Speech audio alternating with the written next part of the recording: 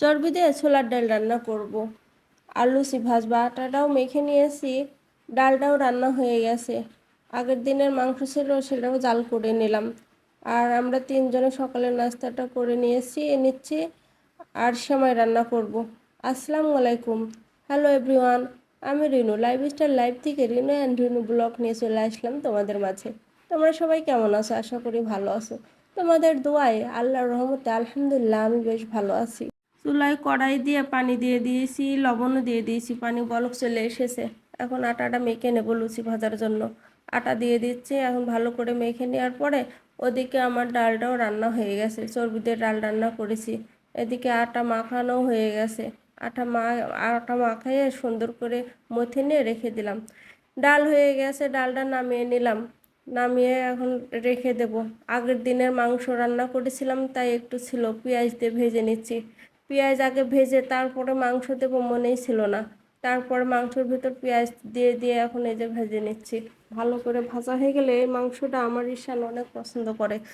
তাই বললাম, আম্মু মাংস আছে যখন ভেজে নাও পেঁয়াজ দিয়ে। আমার লুচি ভাজাও হয়ে গেছে। লুচি ভাজা দেখাতে পারিনি, ডাল রান্না করেছি চর্বি দিয়ে, সেটাও দেখাতে পারিনি, ভিডিও করা হয়নি। মোবাইলে চার্জ ছিল না, কারেন্ট ছিল না বলে। ওই জন্য কারেন্ট এসে চার্জ দিয়েছি, তারপর চার্জ হয়েছে, এই জন্য এগুলো আবার ভিডিও করেছি। আর ওই রান্নাগুলো ভিডিও করা হয়নি। তারপর ঈশান স্কুল থেকে চলে আসলো, এসে হাত মুখ ধুয়ে সকালের খাবারটা আমরা খেয়ে নিচ্ছি। সকালের খাবারটা ঈশানের জন্য দেরি হয়, ঈশান সকালে না খেয়ে স্কুলে চলে যায়। আর এই সাজি পাজি ঈশানের ধরে খালি মারে, ঈশান তো রেগে শেষ। তারপরে এই যে এখন 12টা বাজে, সকালের খাবার খাচ্ছি। সকালের খাবারটা খেতে আমাদের দেরি হয়। সাজিদের খাওয়াই দিয়ে তারপরে আমি খেয়ে নিলাম। সারাদিনের কাজকর্ম শেষ করে দুপুরে ঘুমিয়েছিলাম। ঘুম থেকে উঠে সন্ধ্যার পরে চা বানিয়ে চা খেয়ে তারপরে রান্নাঘরে চলে আসলাম আবার। রান্নাঘরে এসে সেমাই রান্না করব, দুধ জাল করছি। আজকে ঈশান বলেছিল, আম্মু সেমাই রান্না করো, তাই ওই জন্য সেমাই রান্না করার জন্য রান্নাঘরে চলে আসলাম। দুধ চুলায় দিয়ে বলক উঠিয়ে আগেই দুধ জাল করে রাখছিলাম দুপুরবেলা। তারপরে আবার দুধ আর একটু জাল করলাম, করে বলক চলে এসেছে, দুধ জাল হয়ে গেছে, চিনিও দিয়ে দিয়েছি। আর একটু জাল করে সেমাই দিয়ে দেব।